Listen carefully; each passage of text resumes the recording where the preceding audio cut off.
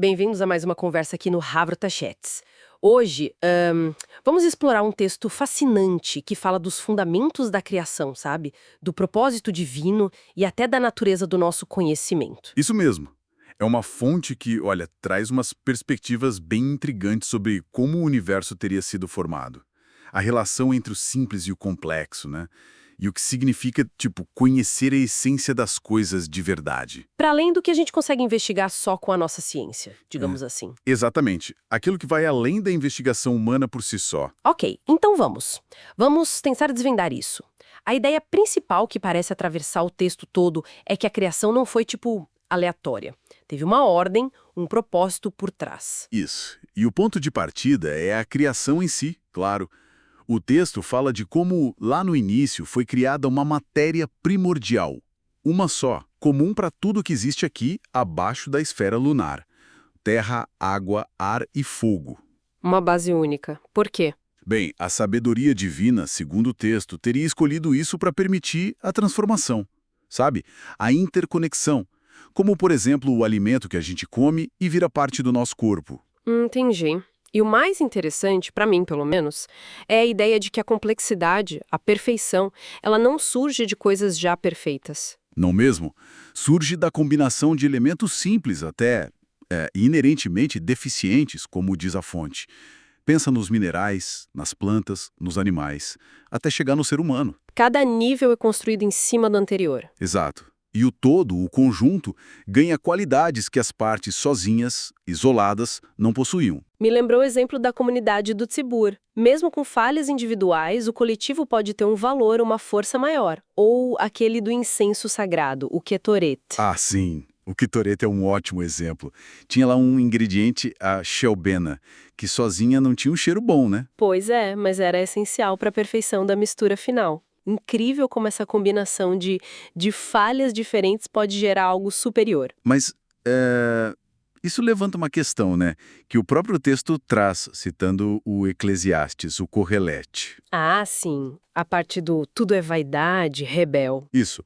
Se a combinação gera perfeição, por que Correlete fala que tudo debaixo do sol é passageiro, transitório? Justamente porque os elementos básicos estão sempre mudando, se desfazendo. Não parece contraditório? Então, é aí que a coisa fica mais sutil, digamos. A fonte propõe uma distinção que é chave.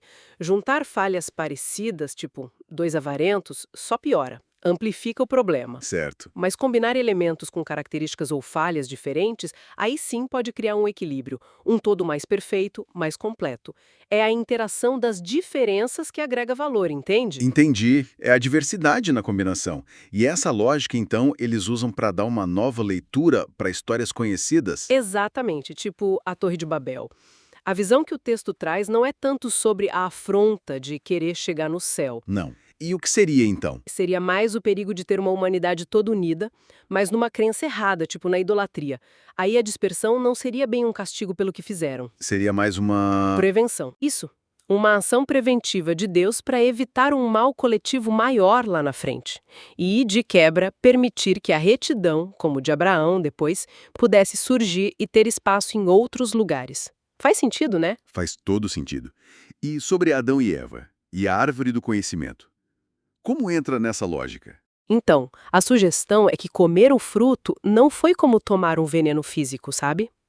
Foi algo que fortaleceu mais os desejos do corpo, o foco no que é tangível. E isso enfraqueceu a conexão espiritual da alma? Aquela conexão que talvez permitisse uma existência além dos limites do corpo físico? Exatamente essa a ideia.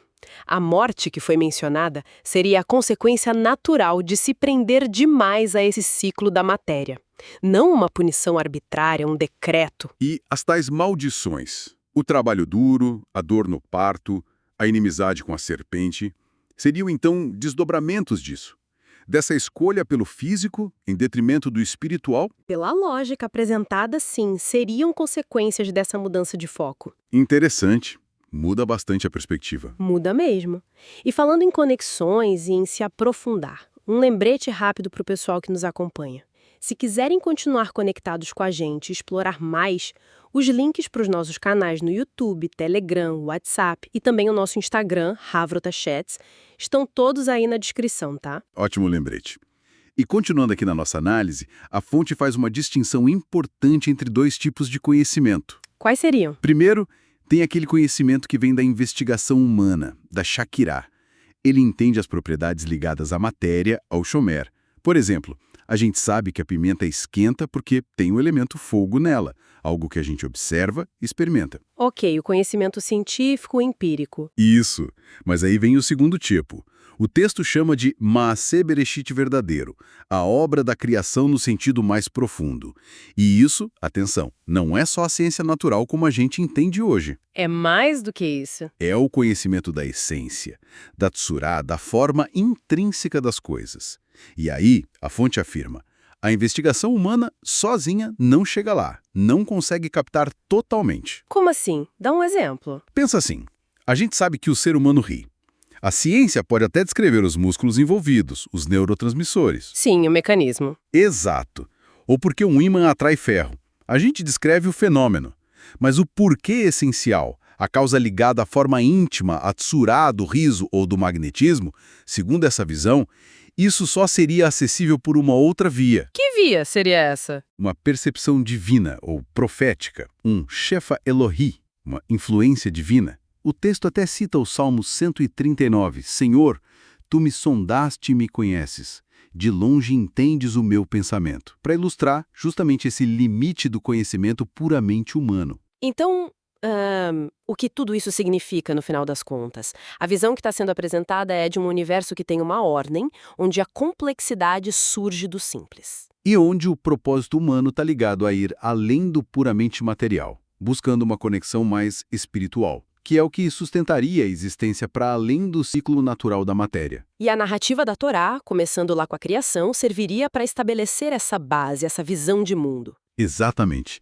A criação não é vista só como um evento lá atrás congelado no tempo, mas como um processo contínuo, onde a essência das coisas pode ser compreendida em níveis diferentes. O nível material, que a gente acessa pela razão, pela investigação, E o nível espiritual ou essencial que, segundo essa fonte, a gente acessaria pela conexão divina. São camadas de compreensão da realidade.